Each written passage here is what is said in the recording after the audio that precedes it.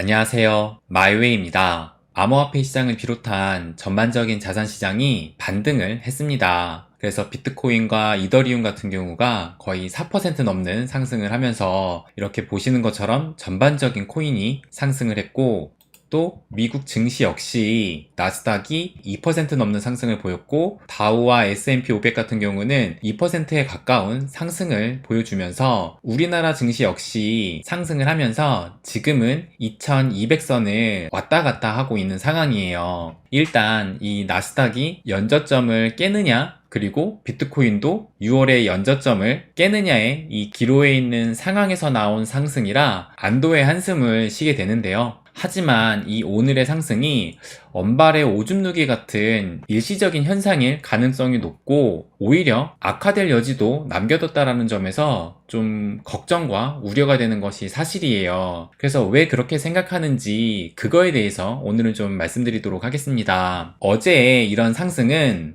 이 기사를 보시는 것처럼 영란은행 국채 매입 발표에 숨통 튄 뉴욕 증시라고 이렇게 오늘 새벽에 기사가 나왔어요. 그러니까 어제의 상승은 이 기사처럼 영란은행이 이 국채 매입 발표를 하면서 그것을 호재로 삼아 미 증시가 상승을 했고, 그에 따라서 암호화폐 시장도 반등을 한 것입니다. 그렇다면 영국이 왜 이 국채 매입 발표를 했는지 그것을 말씀드리기 위해 영국 얘기를 해드릴게요. 이 기사를 보면 영국이 9월 22일, 그러니까 지난주에 두 번 연속으로 0.5%의 금리 인상의 빅스텝을 단행을 했습니다. 이 기사처럼 27년 만에 최대폭으로 인상을 한 거예요. 그러면 왜 영국 중앙은행이 두 번 연속이나 빅스텝으로 금리 인상을 했을까요? 당연히 이 인플레이션 때문입니다. 미국은 이번 달, 그러니까 직전에 인플레이션 수치가 8.3%였는데 영국은 더 심각해요. 이미 영국은 7월달 발표에 10%가 넘었다가 이번 달 발표에서 9.9%로 약간 하락을 했지만, 이제 다음 달에 발표될 이 예측치에서 다시 10%가 넘을 것으로 예상이 되고 있어요. 이렇게 인플레이션이 어떻게 보면 미국보다도 심각하기 때문에 금리를 두 번 연속해서 50bp의 금리 인상을 한 거예요. 그런데 이 영국 같은 경우가 얼마 전에 이 보리스 존슨 전 총리가 파문을 일으키면서 재신임까지도 받았는데도 불구하고 결국에는 이렇게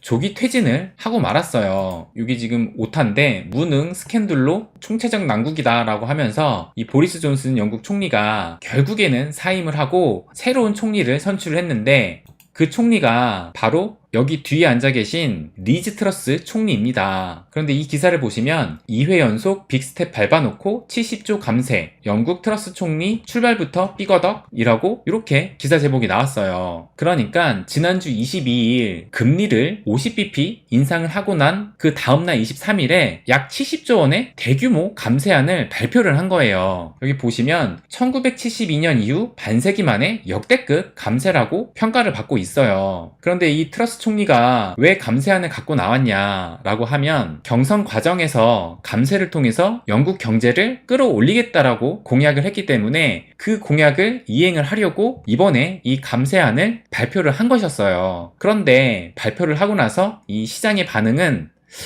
지금 이 시국에? 뭐 이런 반응을 보인 겁니다. 왜 그러냐면 여기 보시는 것처럼 2회 연속에 빅스텝에 0.5% 금리 인상을 단행하면서 긴축 속도를 높인 지 불과 하루 만에 정부는 막대한 돈풀기 효과가 나는 이 감세 방안을 내놓은 거예요. 그러니까 지금까지 긴축 그렇게 한다면서 돈을 푼다고 하니까 시장이 놀란 겁니다. 그래서 이 감세안을 발표하자마자 가뜩이나 이 강달러로 파운드화의 가치는 하락 추세였는데, 이번 발표가 불에다 기름까지 부은 격이 돼버려서 보시는 것처럼 영국 감세 정책의 파운드화 가치가 사상 최저로 추락하고 말았어요. 그래서 보시면 파운드화가 한때 1.03달러까지 추락을 하게 됩니다.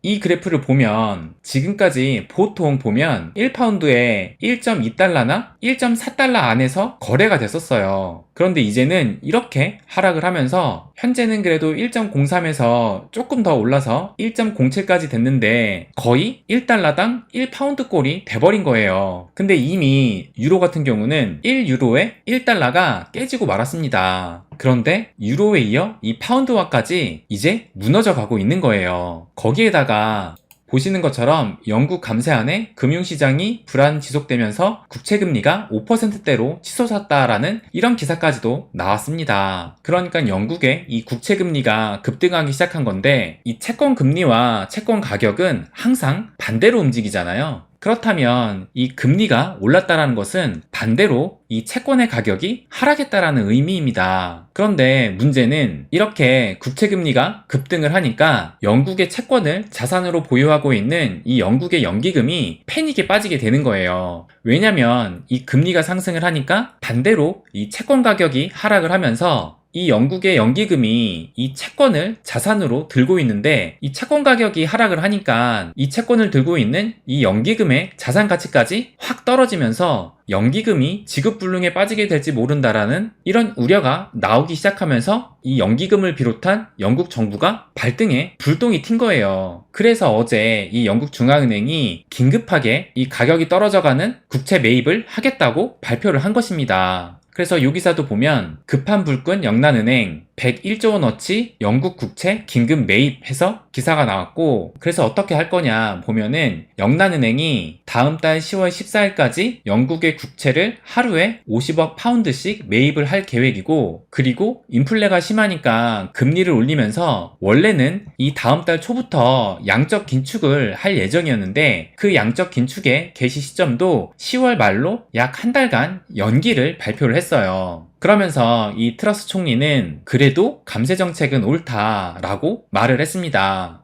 당연히 이 트러스 총리 입장에서 자신이 총리가 된 것도 이 감세 정책으로 영국 경제를 살리겠다라고 한 건데, 이제 와서 감세 정책 안 한다고 하면 어떻게 보면은 그 자리에 선 의미가 사라지는 꼴이 되기 때문에 이제 와서 안 하겠다라고는 할 수 없을 거예요. 어쨌든 이것은 장기적 리스크로 작용할 것으로 평가받고 있습니다. 그렇다 보니까 영란은행의 국채 매입이 뉴욕 증시는 살렸지만 인플레 나비 효과를 지켜봐야 한다라는 이런 기사까지도 나오고 있는 거예요. 그리고 감세한 충격에 영란은행이 깜짝 돈풀기에 나섰지만 앞으로 물가는 더 오른다라는 이런 기사도 함께 나왔습니다. 그리고 또 미국의 채권 거물인 이 사람이 영란은행의 시장 개입은 더 심한 경착륙을 초래할 것이라고 경고의 메시지도 던졌어요. 그래서 보신 것처럼 어제는 영국의 긴급 조치로 이 뉴욕 증시를 비롯한 암호화폐 시장도 상승을 했지만 나중에 결국에 이런 영국의 돈풀기 연장이 부메랑이 돼서 다시 위기로 만들 가능성이 있지 않을까 하는 그런 우려의 목소리가 지금은 나오고 있는 상황이에요. 그래서 이것이 언발의 오줌 누기 아닐까 하는 그런 생각마저 듭니다.